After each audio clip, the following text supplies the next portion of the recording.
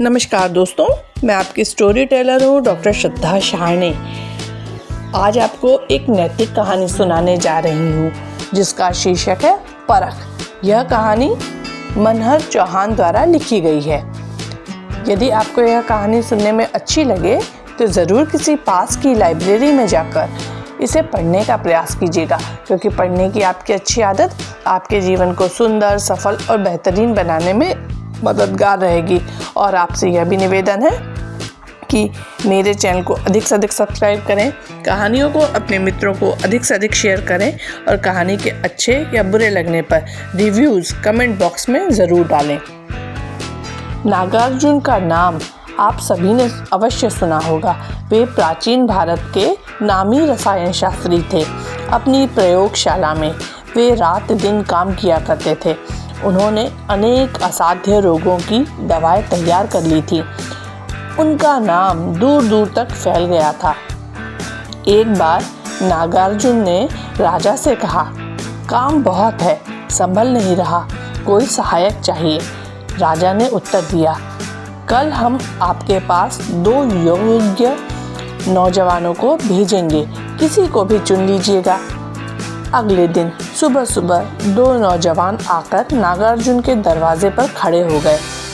नागार्जुन ने उन्हें आदर के साथ बिठाया और पूछा कि कौन कितना पढ़ा लिखा है। दोनों एक जैसे पढ़े लिखे थे। उनकी अन्य योग्यताएं भी एक जैसी थी। नागार्जुन चक्कर में पड़ गए कि किसे रखें और किसे जाने दें।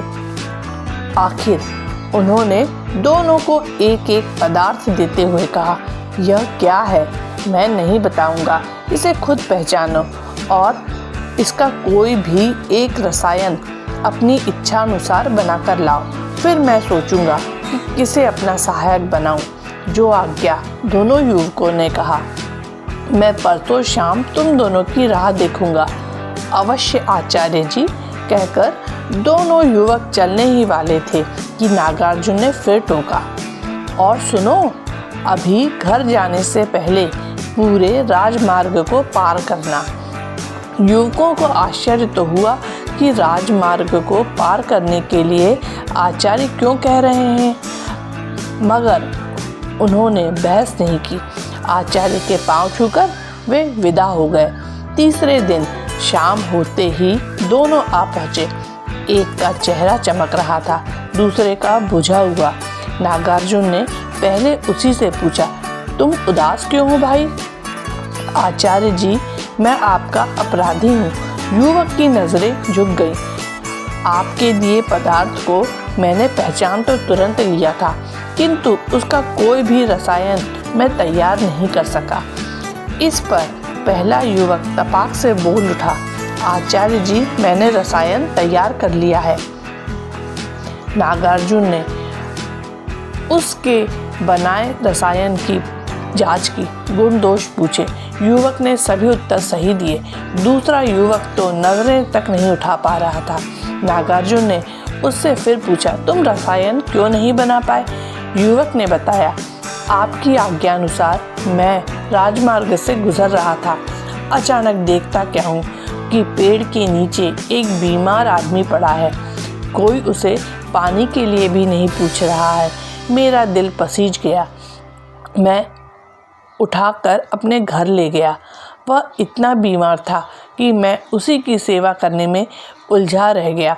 रसायन तैयार करने का समय भी न मिला। तुमने उचित किया। नागार्जुन मुस्कुरा कर बोले, मैं तुम्ही को अपना सहायक नियुक्त करता हूँ।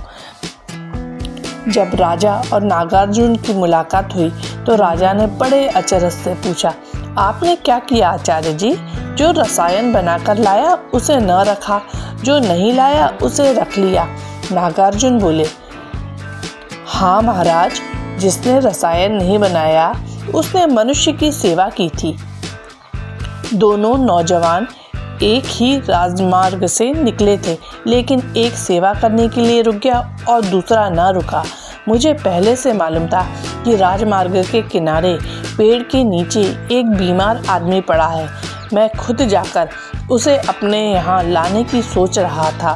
तभी ये नौजवान आ गए और मैंने उनकी परख कर ली। यंत्र की तरह रसायन बनाने वाला नौजवान मेरे काम का नहीं था। जिसने मानव की तरह मानव की सेवा की वही मेरे काम का है। जो सेवा नहीं कर सकता वह चिकित्सा कैसे करेगा। इस कहानी से हमें यह सीख मिलती है कि हमें मानव की सेवा को अपना परम धर्म मानना चाहिए।